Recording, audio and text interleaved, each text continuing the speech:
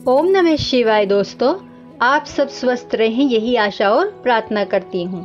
आप सबका स्वागत है मेरे YouTube चैनल पूजा सहारा पर।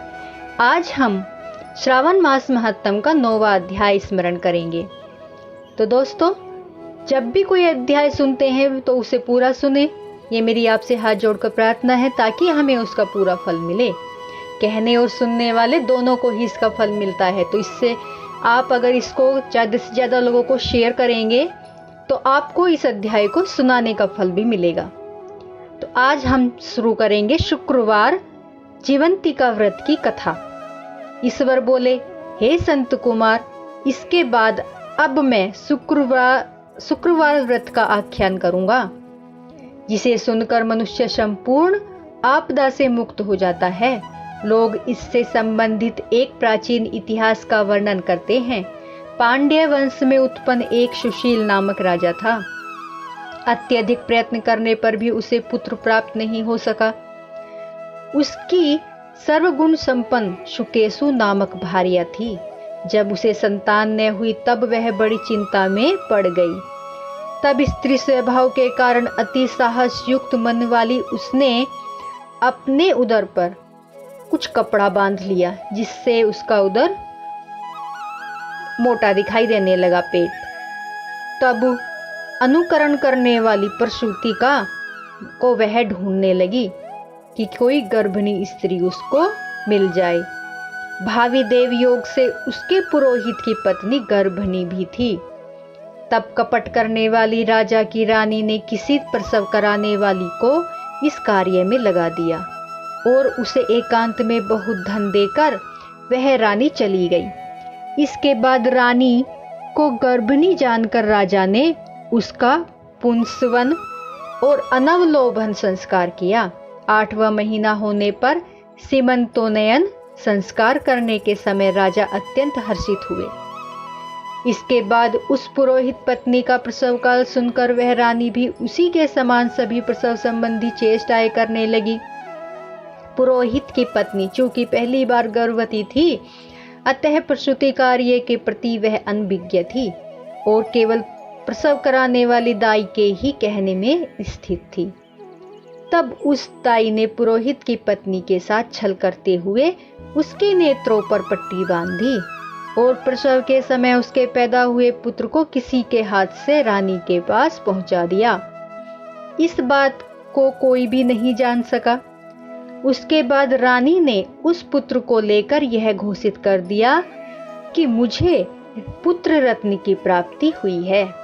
इन सब के बाद दाई ने पुरोहित की पत्नी की आंखों की पट्टी खोल दी और दाई अपने साथ मांस का एक पिंड लाई थी और उसने वह उसे दिखा दिया। फिर उसके सामने आश्चर्य तथा दुख प्रकट करने लगी कि यह कैसे अनिष्ट हो गया और कहने लगी कि अपने पुरोहित पति से इसकी शांति जरूर करवा लेना। कहने लगे कि संतान नहीं हुआ कोई बात नहीं, पर तुम तो जीवित हो, यह बहुत अच्छी बात है।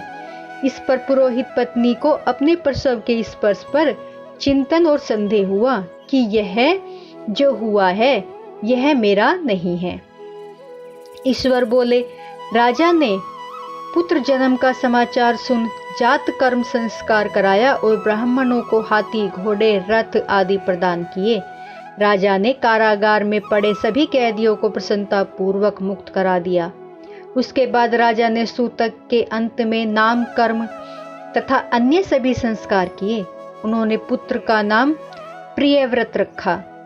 हे संत कुमार, श्रावण मास में आने पर पुरोहित की पत्नी ने शुक्रवार के दिन भक्ति पूर्वक देवी जीवंतिका का पूजन किया। दीवार पर अनेक बालकों सहित देवी जीवंतिका की मूर्ति बनाकर पुष्प तथा माला से उनकी पूजा करके गोधूम की पीठी से के बनाए गए 5 दीपक उनके सम्मुख जलाए और स्वयं भी गोधूम का चूर्ण भक्षण किया और उनकी मूर्ति पर चावल फेंक कर कहा, हे जीवंती माता, हे करुणामय, जहाँ भी मेरा पुत्र विद्यमान हो आप उसकी रक्षा करना। यह प्रार्थना करके उसने कथा सुनकर यथाविधि नमस्कार किया। तब जीवंती की कृपा से वह बालक दीर्घायु हो गया और वे देवी उसकी माता की श्रद्धा भक्ति के कारण दिन रात उस बालक की रक्षा करने लगी। इस प्रकार कुछ समय बीतने पर राजा की मृत्यु हो गई। तब पितृभक्त उनके पुत्र ने उनकी पारलौकिक क्रिया संपन्न की। इसके बाद मंत्रियों तथा पुरोहितों ने प्रियव्रत को राज्य पर अभिषिक्त किया। तब कुछ वर्षों तक राजा का पालन करके तथा राज्य भोग कर वह पितरों के ऋण से मुक्ति के लिए गया जाने की तैयारी करने लगा। राज्य का भार वृद्ध मंत्रियों पर भक्ति पूर्वक सौंपकर और स्वयं के राजा होने का भाव त्याग कर उसने कार्पटिक का भेषा धारण किया और गया के लिए प्रस्थान किया। मार्ग में किसी नगर में किसी गृहस्थ के घर में उन्होंने निवास किया। उस समय उस गृहस्थ की पत्नी को प्रसव हुआ था। उसके पहले षष्ठी देवी ने उसके 5 पुत्रों को उत्पन्न होने के 5वें दिन मार दिया था। यह राजा भी उस समय 5वें दिन ही गया था। रात में राजा के सो जाने पर बच्चे को ले जाने के लिए षष्ठी देवी आई। जीवंतिका देवी ने उस षष्ठी देवी को यह कहकर रोका कि राजा को लांघ कर मत जाओ। तब जीवंतिका के रोकने पर वह षष्ठी जैसे आई थी वैसे ही चली गई। इस प्रकार उस गृह स्वामी ने उस बालक के 5वें दिन जीवित रूप में प्राप्त किया।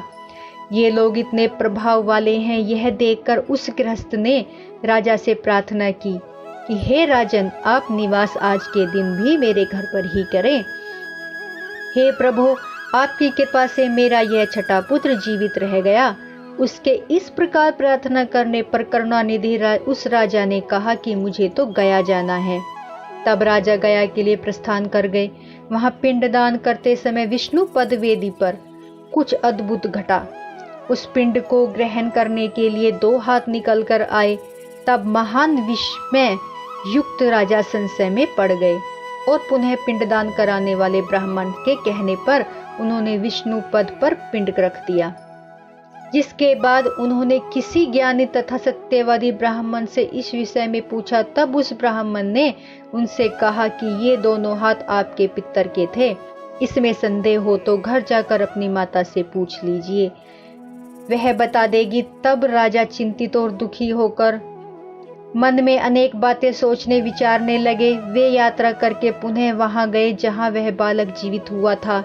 उस समय भी उस स्त्री को पुत्र उत्पन्न हुआ था और वह उसका 5वां दिन था।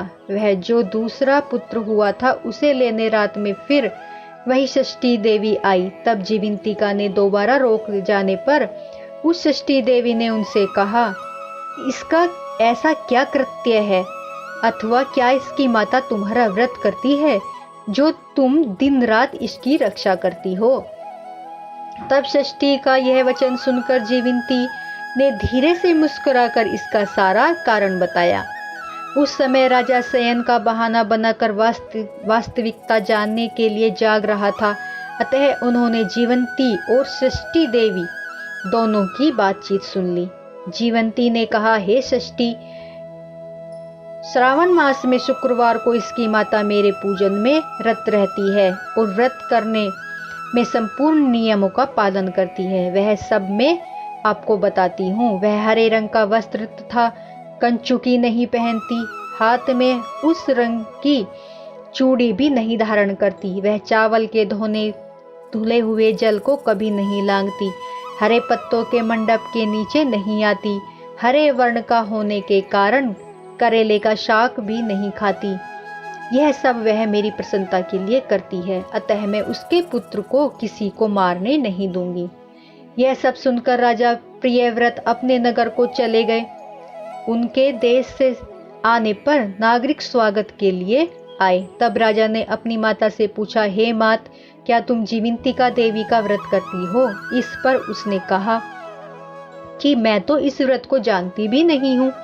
उसके बाद राजा ने गया यात्रा का समुचित फल प्राप्त करने के लिए ब्राह्मणों तथा सुवासिनी स्त्रियों को भोजन कराने की इच्छा से उन्हें निमंत्रित किया और व्रत की परीक्षा लेने के लिए सुवासिनियों को वस्त्र, कंचुकी और कंकण भेजकर कहलाया कि आप सभी को भोजन के लिए राजभवन में आना है। तब पुरोहित की पत्नी ने दूत से कहा कि मैं हरे रंग की कोई भी वस्तु कभी धारण नहीं करती हूँ। राजा के पास आकर दूत ने उसके द्वारा कही गई बात राजा को बता दी। तब राजा ने उसके लिए सभी लाल रंग के शुभ परिधान भेजे। वह सब धारण करके पुरोहित पत्नी भी राजभवन में आई। राजभवन के पूर्वी द्वार पर चावलों के धोने का जल पड़ा देखकर हरे रंग के मंडप देखकर वह दूसरे द्वार से गई। तब राजा ने पुरोहित की पत्नी को प्रणाम करके इस नियम का संपूर्ण कारण पूछा। इस पर उसने इसका कारण शुक्रवार व्रत बताया। उस प्रिय व्रत को देखकर उसके दोनों स्तनों में से बहुत दूध निकलने लगा। दोनों वक्ष स्थलों से राजा को दूध की धाराओं से पूर्ण रूप से सिंचित कर दिया। तब गया में विष्णुपदी पर निकले दोनों हाथों और जीवंतिका तथा षष्ठी दोनों देवियों की वार्तालाप तथा पुरोहित पत्नी के स्तनों से दूध निकलने के द्वारा राजा को विश्वास हो गया कि मैं इसी का पुत्र हूँ। इसके बाद पालन पोषण करने वाली माता के पास जाकर विनम्रता पूर्वक उन्होंने कहा, हे माता, डरो मत, मेरे जन्म का वृत्तांत सत्य सत्य बता दो। यह सुनकर सुंदर केशों वाली रानी ने सब कुछ सच बता दिया। तब प्रसन्न होकर उन्होंने जन्म देने वाली माता पिता को नमस्कार किया और संपत्ति से वृद्धि को प्राप्त कराया। वे दोनों भी परम आनंदित हुए। एक दिन राजा प्रियव्रत ने रात में देवी जीवंती से प्रार्थना की, हे जीवंती देवी, मेरे पिता तो ये हैं, फिर गया में वे दोनों हाथ कैसे निकल आए।